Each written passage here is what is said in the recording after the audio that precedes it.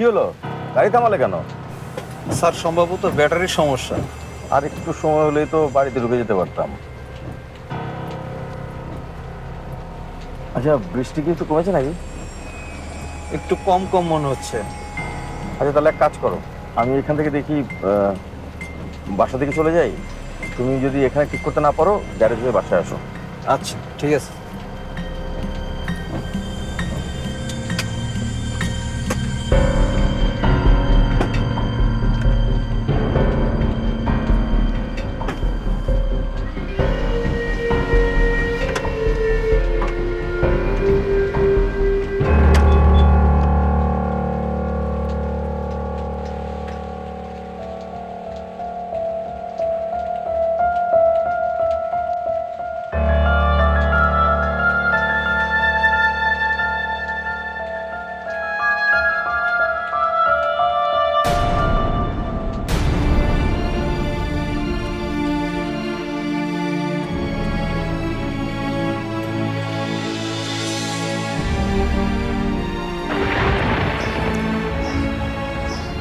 ফুপু,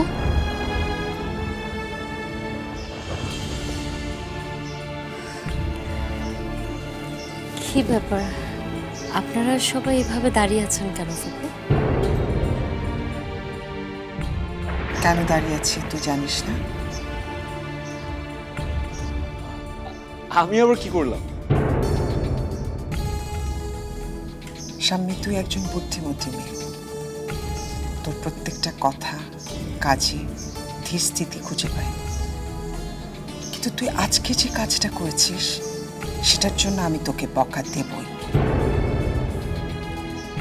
বকা তো আপনি দিতেই পারেন, আপনি আমার মাতৃস্থানীয়। আপনার বকা তো আমার জন্য দোয়ার মতো। এই জন্য না তোকে কিচ্ছু বলা যায় না। কিছু বলার আগে হাত তুলে যদি সারেন্ডার করে ফেলিস তাহলে কি বলবো বল? ফুপু মায়া এসেছে বলে রাগ করেছেন? এই যে দেখেছিস, নামটা দেখেছিস, মায়া। মায়া এর অর্থ কি? মোহ, মিথ্যা, কুহক। নাম দিয়ে কি আর মানুষকে চেনা যায় ফুপু? যায় আসে রে সামনে, যায় আসে। মোয়ের সাথে চেহারা একটু মিল হতে পারে মেয়েটার, আমি আড়াল থেকে দেখেছি। মোয়ের চেহারা ঘেঁষা বলে তুই বলা নেই কওয়া নেই ওকে উপরতলায় নিয়ে গেলি। যত যাই হোক মেয়েটা তো অচেনা, তাই না? মা, ভাবি এমন কি ভুল করলো আমি না আসলে বুঝলাম না।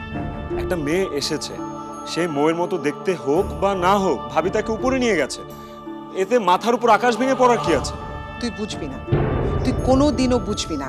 এই সংসারের মারপ্যাচ বোঝার জন্য ঘটে যে বুদ্ধিটা থাকার দরকার সেটা তোর নেই।